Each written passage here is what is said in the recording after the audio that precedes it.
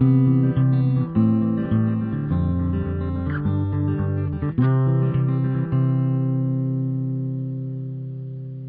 semuanya, balik lagi di channel Paman Tulis. Akhirnya intro gue yang legend ini balik lagi karena gue baru nemu filenya. Ternyata ada ketemu di tumpukan-tumpukan file yang udah gak kepake. Ya nanti bakalan kita remake lagi biar lebih bagus. Tapi sekarang kita pakai intro yang itu dulu ya. Nah sekarang video ini itu adalah lanjutan untuk latihan UTBK menuju UTBK 2025. Materinya adalah literasi berbahasa Indonesia. Nah, untuk literasi berbahasa Indonesia ini gue ngejelasinnya cuma pakai satu soal dulu karena ini merupakan salah satu materi yang baru ya setahu gue nih, ya mungkin dari 2023 kemarin atau sebelumnya, pokoknya ini baru aja. Nah, masih banyak yang bingung nih bedanya literasi bahasa Indonesia sama pengetahuan umum sama pemahaman baca dan menulis itu apa sih. Nah, kalau literasi bahasa Indonesia itu kurang lebihnya ya, jadi gampangnya itu lu memahami apa yang ada di bacaan dengan menggunakan bahasa Indonesia. Jadi misalkan nanti dikasih sebuah teks nih, ada teks berbahasa Indonesia, jadi dari tulisan yang tertera, lu tahu nggak sih isinya tuh mengenai apa aja. Nah, gampangnya kayak gitu ya. Jadi berbeda sama pengetahuan umum dan PBM. Langsung aja deh kita kasih contoh soalnya biar nanti kita sambil ngejelasinnya di latihan soalnya. Oke, nah ini ada tulisan singkat, sepotong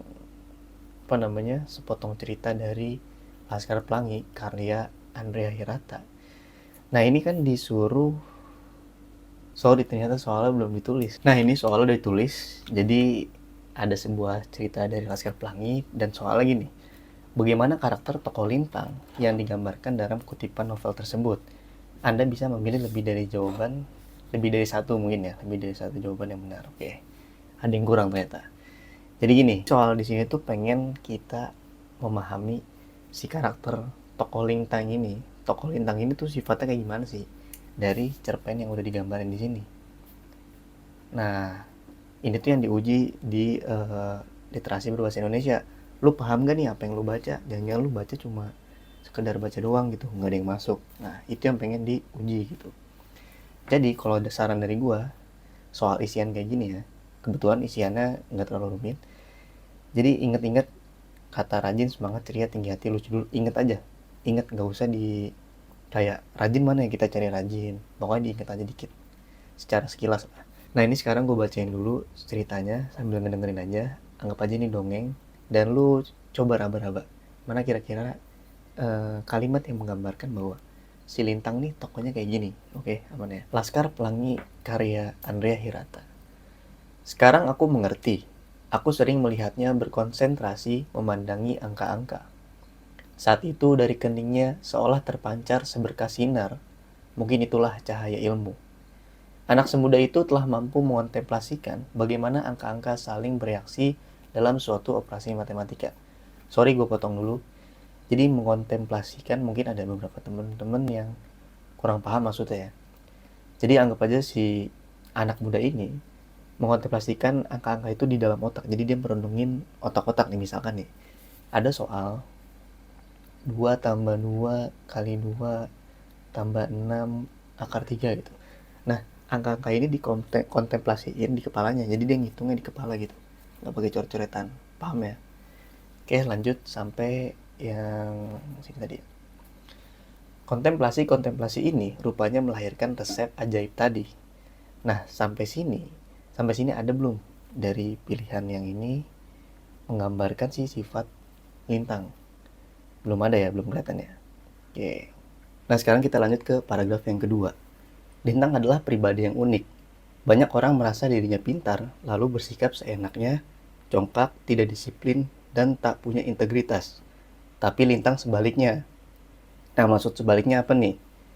Kalau dia orangnya pintar, terus bersikap seenaknya, congkak, tidak disiplin, berarti si Lintang ini orangnya nggak seenaknya, atau dia kalau nggak seenaknya berarti dia orangnya sungkanan lah, berarti ya, sungkan gitu.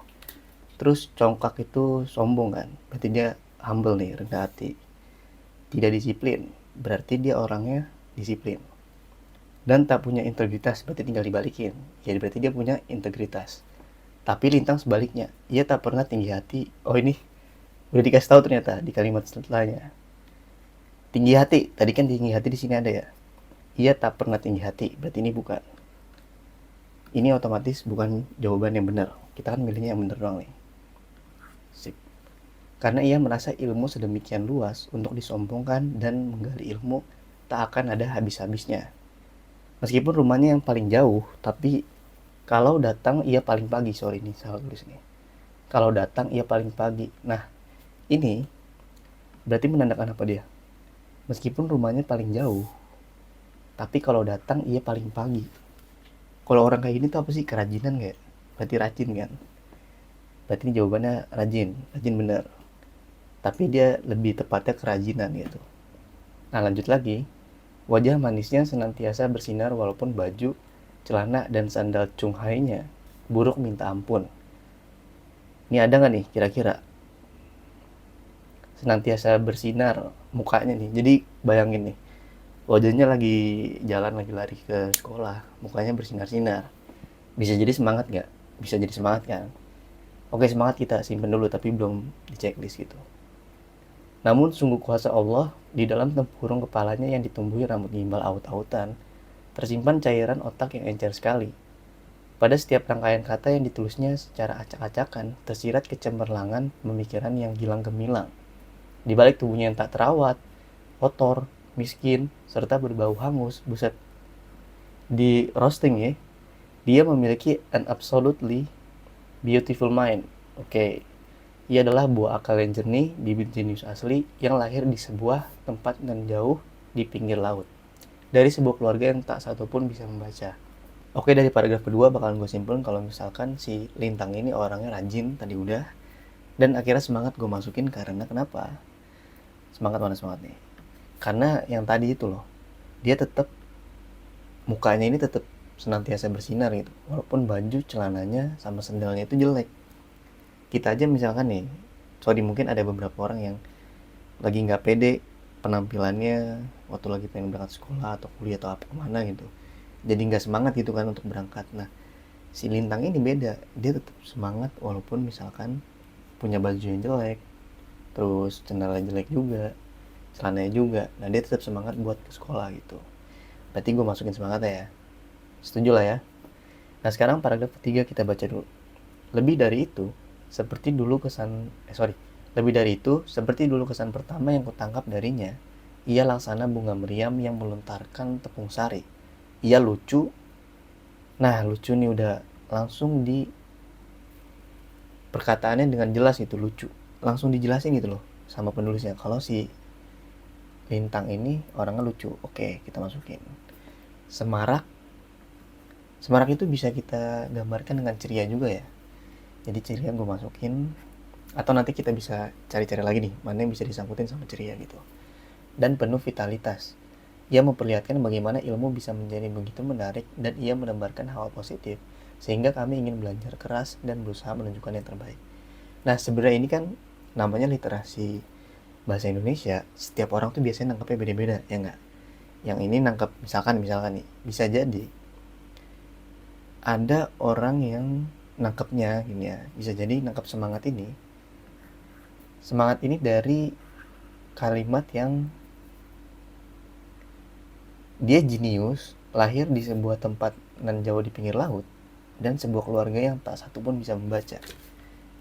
Nah, kenapa bisa gue bilang semangat? Bahkan ini bisa bilang rajin juga. Jadi di semua keluarganya nih, di anggota keluarganya nggak ada yang bisa baca. Dia sendiri yang bisa baca.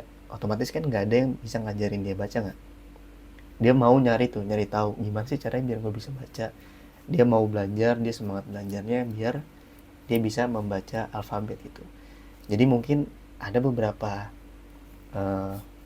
kalimat yang bisa menunjukkan kalau dia semangat juga gitu, atau mungkin yang rajin, atau mungkin ceria. Jadi kita bisa ngambilnya nggak cuma satu kalimat doang. Walaupun tadi gue ngambilnya dari kalimat yang ini, bisa jadi yang semangat tuh ternyata di sini juga itu. Jadi intinya, sekali lagi gue kasih tau intinya, untuk literasi berbahasa Indonesia ini, yang penting lu paham isi ceritanya gitu loh.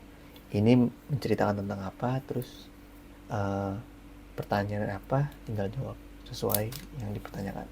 Oke, mungkin sekian dulu dari video papan tulis. Nanti kedepannya literasi bahasa Indonesia ini bakal punya soal yang lebih banyak karena kita udah perkenalannya ya. Jadi nggak perlu ngejelasin lebih lama. Dan sampai jumpa di video papan tulis berikutnya. Terima kasih.